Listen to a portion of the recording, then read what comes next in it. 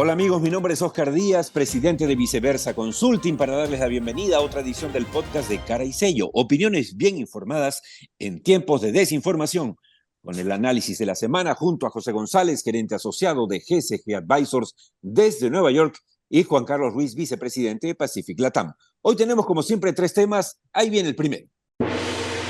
Adiós pandemia, goodbye pandemia. Miren cómo pasa el tiempo, señoras y señores.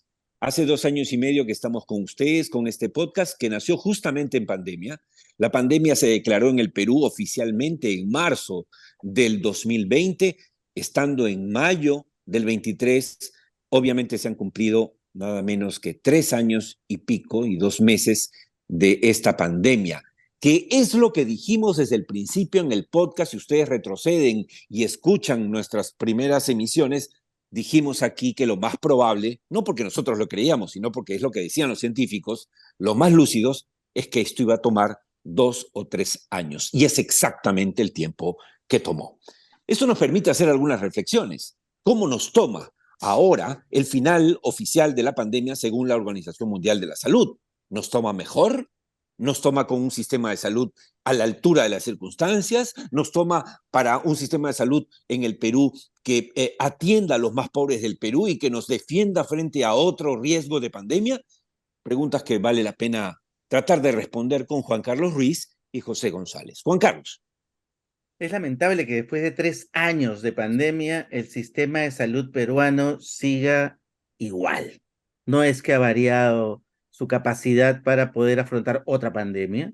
Los esfuerzos que se hicieron en los primeros 6 meses, por ejemplo, multiplicar camas UCI, multiplicar capacidad para tener camas instaladas, multiplicar el único laboratorio que existía para poder probar o hacer resultados, dar resultados de pruebas moleculares, por ejemplo, se multiplicaron en 16 laboratorios en los primeros 6 meses, pero después de eso, después de 3 años, esas cifras siguen siendo las mismas que los 6 meses después de que se declaró la pandemia.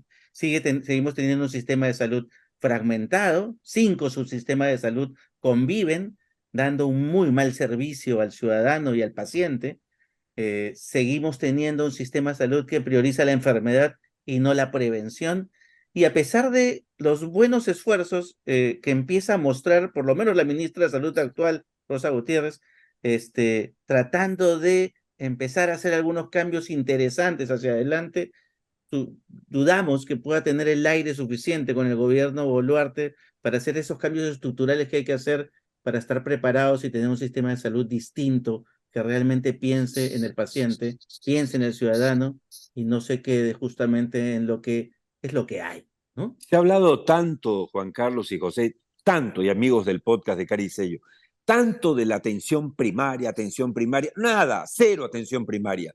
Ahora, comparativamente hablando, con la reflexión que acaba de hacer Juan Carlos, José, en Estados Unidos, en el mundo en general, ¿han cambiado, han mejorado los sistemas de salud o se han mantenido como en el caso del Perú?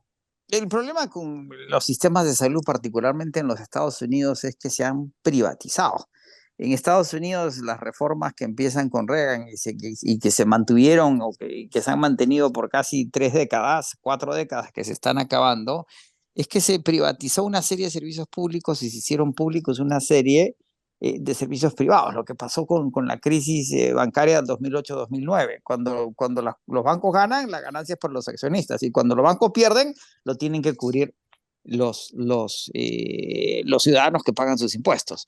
En el sistema de salud, que nada lo tenía preparado por una pandemia de las que vivimos, en realidad tampoco ha cambiado en una vocación que sea más solidaria, que se brinden mejores servicios de salud a las mayorías, ni que se cree un seguro universal de salud, independiente de Obamacare, que en Estados Unidos hay una gran resistencia por los intereses farmacéuticos y médicos a crear un servicio de salud universal como los que existen en Europa. Los servicios europeos, Europa, en la crisis hipotecaria, en la crisis post pandemia, sigue funcionando mejor porque son sociedades que siguen organizadas alrededor de sistemas de bienestar.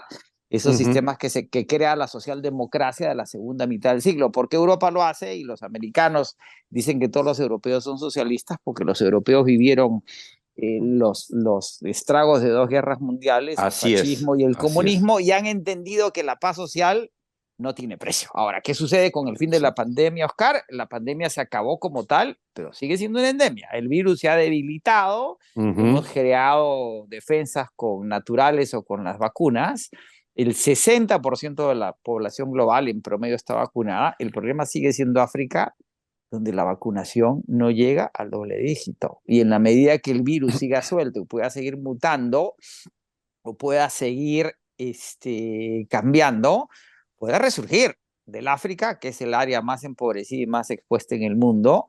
Y la Organización Mundial de la Salud ha subrayado ese tema, que después de que pasó la emergencia en el norte global, lo que antes como se llamaba como mundo desarrollado, todo el mundo se olvidaba de África y ya no hay urgencia por distribuir vacunas ni por ayudar a Así es. nadie.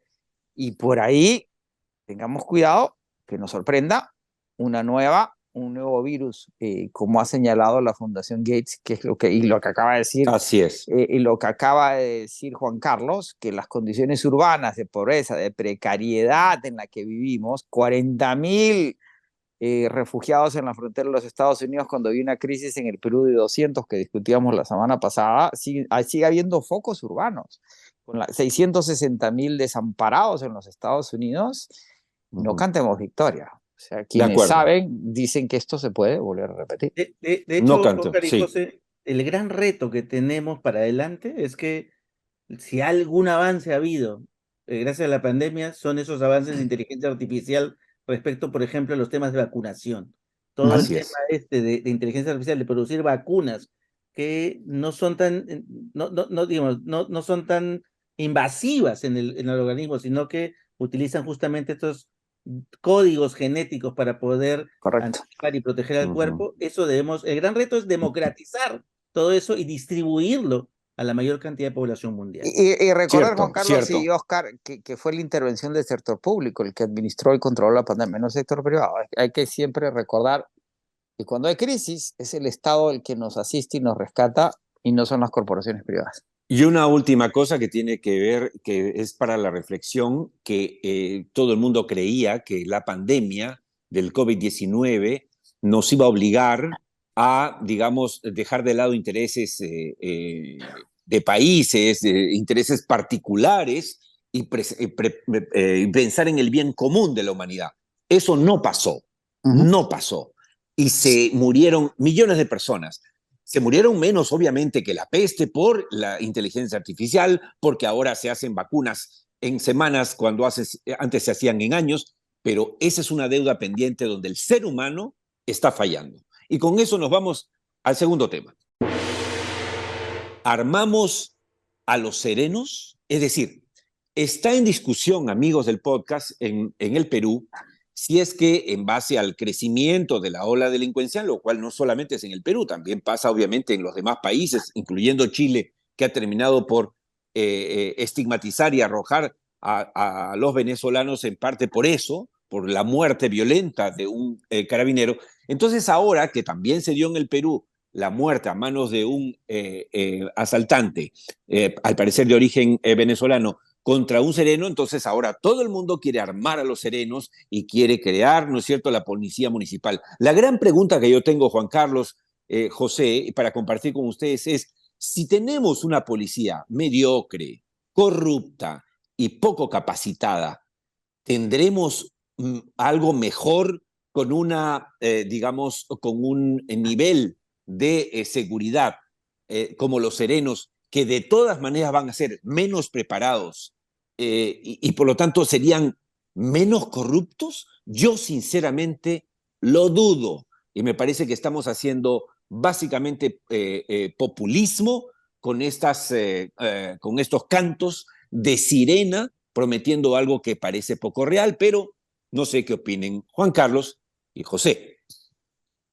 A ver, ahí de repente, claro, el anuncio más interesante, entre comillas, pues una vieja discusión, porque no es nueva, que ha vuelto a traer el teniente alcalde de Lima después de un viaje a España, es un convenio, una apuesta de convenio en donde propondrían y aprobarían en el Consejo Municipal la creación de esta policía municipal, que como tú bien dices, Oscar, es una policía de menor nivel, pero que requeriría, evidentemente, unos años de formación para poder tenerlos por lo menos capacitados en el uso, por lo menos de armas no letales, ¿no? Pero el problema es, como tú dices, el ecosistema. Es decir, si tenemos una Policía Nacional, que es la Policía Superior, que se cargaría de las grandes bandas criminales, de la gran criminalidad, o sea, corrupta y sin gran inteligencia, porque la verdad es que la inteligencia policial en este país es de muy bajo calibre, ¿no es cierto?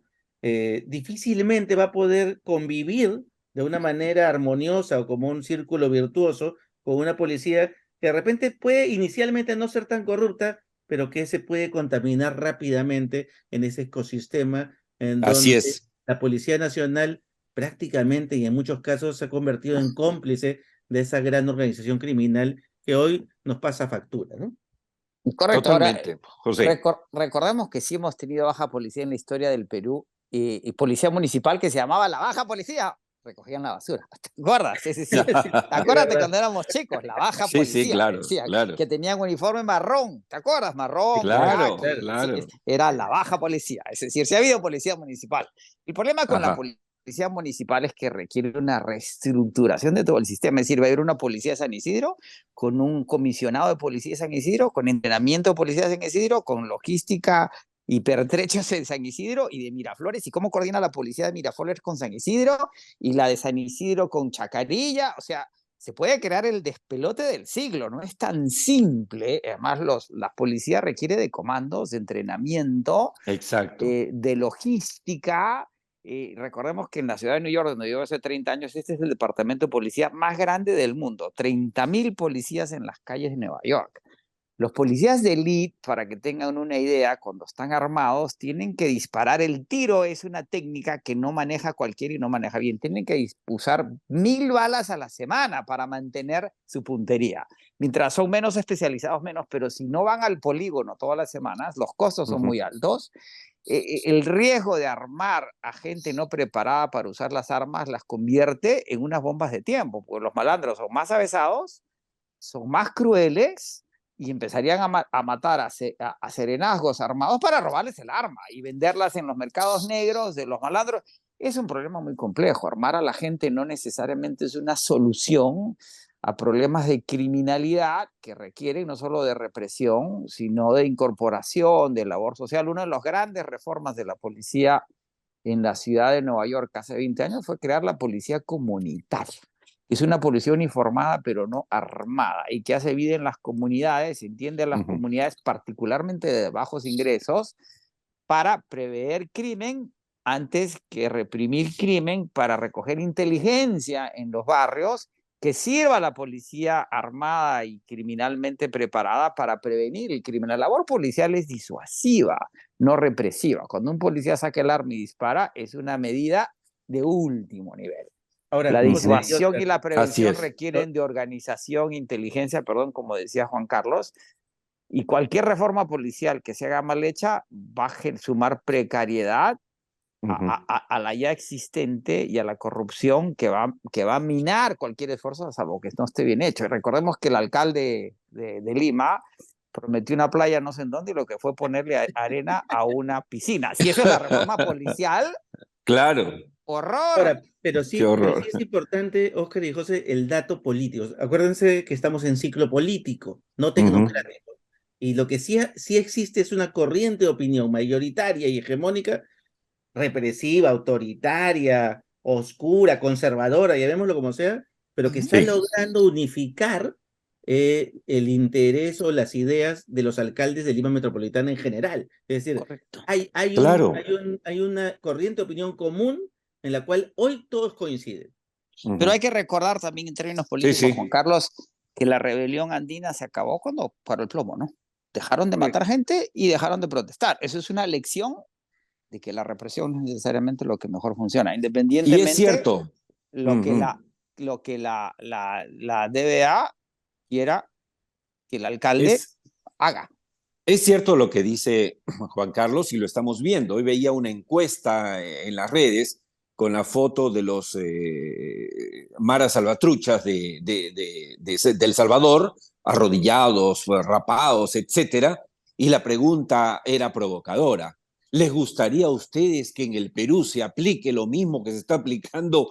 Claro, si la pregunta es, ¿les gustaría a ustedes que se le corten las manos a los ladrones? Sí, mayoritariamente, 80%. ¿Quién va Sí, a y decir la que idea no? es de quitarle los miembros viriles a los violadores. Sí, o sea, qué fácil es jugar con las emociones de la gente y no Claro, pero ser líder. Y no ser líder, ¿no? ese es el código Hammurabi de la prehistoria. Acuérdate, en Estados Unidos se dice que una sociedad, la humanidad de una sociedad no se basa en cómo trata a sus niños, sino cómo trata a sus delincuentes. Porque el delincuente puede Exacto. ser delincuente, pero su condición humana es inalienable, ¿sí? Ujú. Y Pero, lo que ha hecho claro, Bukele de poner 50.000 presos por estar tatuados, sin debido proceso, sin juicio, 155 han muerto en las cárceles, sin ningún tipo de investigación, vamos a extrapolarlo a Lima. Ok, 50.000 en un país de ¿cuántos habitantes tiene El Salvador? ¿3 millones? ¿4 millones tiene Panamá? Digamos que tiene 3 o claro, 4. claro. Extrapolemos en un país de 30 millones. Ok, tenemos que meter presos a cuántos millones de personas y ¿dónde los ponemos? Si Y no hay yo lo que espacio en las decía el prisiones. otro día, José, no sé si lo conversamos aquí en el podcast, pero ya se nos está acabando el tiempo simplemente para cerrar esta idea, Juan Carlos y José y amigos del podcast. Si la fórmula de Bukele fuese la solución para terminar con la criminología en el mundo la estaría aplicando. Y la pregunta es, ¿por qué el mundo la aplica? Y la aplica solo una república de apenas 5 millones de personas. Piénsenlo, amigos. Y nos vamos al último tema para hacer una pequeña reflexión. Congreso se venga de la prensa. Y acá, amigos, yo voy a tener que hacer el cierre porque ya se nos va el tiempo y no queremos quedar mal con quienes nos escuchan todas las semanas en esos 15 minutos que les dedicamos al análisis de la semana. El tema es que el Congreso ha aprobado en primera votación, con cargo a hacerlo en segunda, pero con una gran mayoría, el aumento de penas contra la difamación. ¿Qué hay detrás de esto? Obviamente es una vendetta de parte del Congreso, un Congreso corrupto, un Congreso cuestionadísimo, un Congreso que ostenta hoy un violador que está en cárcel, en prisión preventiva, un Congreso que se ha tumbado a la SUNEDU, que está respondiendo a los intereses de las universidades truchas, obviamente de la minería ilegal, de la tal ilegal. Este Congreso impresentable es el que quiere ahora ser el digno representante de la defensa de los derechos de los difamados. No, señores, eso es una infamia y no va a pasar, estoy seguro. Y con esto les decimos José González, Juan Carlos Ruiz y Oscar Díaz, gracias. Y los invitamos a acompañarnos en la próxima edición del podcast de Cara y Sello en YouTube. Salvo mejor opinión.